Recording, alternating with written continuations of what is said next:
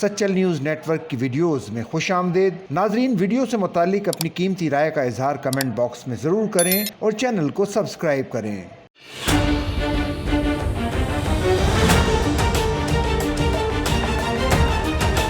پاک بھارت کشیدگی کم کرانے کے لیے عالمی برادری سرگرم ہے۔ ایرانی وزیر خارجہ عباس عراقچی سرکاری دورے پر پاکستان پہنچ گئے۔ ایرانی وزیر خارجہ کا ایڈیشنل سیکرٹری ویسٹ ایشیا سید اسد گیلانی نے استقبال کیا۔ اس موقع پر ایرانی سفیر اور دیگر سینئر حکام بھی ایئرپورٹ پر موجود تھے۔ دورے کے دوران ایرانی وزیر خارجہ صدر مملکت آصف علی زرداری، وزیر اعظم میاں محمد شہباز شریف، نائب وزیر اعظم اور وزیر خارجہ اسحاق ڈار اور دیگر اعلیٰ قیادت سے ملاقات کریں گے، جس میں دو طرفہ تعلقات اور علاقائی اور بین الاقوامی سطح پر ہونے والی پیش رفت پر بات ہوگی۔ ایرانی وزیر خارجہ کے دورے سے دونوں ممالک کے درمیان موجودہ تعلقات کو مزید مضبوط بنانے اور تعاون بڑھانے کی امید ہے۔ دفتر خارجہ کے ایک بیان کے مطابق یہ اعلیٰ سطح کا دورہ پاکستان اور ایران کے برادر ملک کے درمیان گہرے اور مضبوط تعلقات کی عکاسی کرتا ہے۔ دورہ پاکستان کے بعد عباس عراقچی رواں ہفتے بھارت کے دورے پر بھی جائیں گے۔ خیال رہے کہ پاک بھارت کشیدگی کو کم کرانے کے لیے ایران نے دونوں ملکوں کو ثالثی کا کردار ادا کرنے کی پیشکش کی تھی۔ ادھر صدر پاکستان آصف علی زرداری سے پاکستان میں چین کے سفیر چیان زے ڈونگ نے ملاقات کی، جس میں دو طرفہ اہمیت کے حامل امور اور پونچھ کے علاقے پہلگام میں حالیہ واقعے کے بعد پاک بھارت موجودہ کشیدہ صورتحال پر تبادلہ خیال کیا گیا۔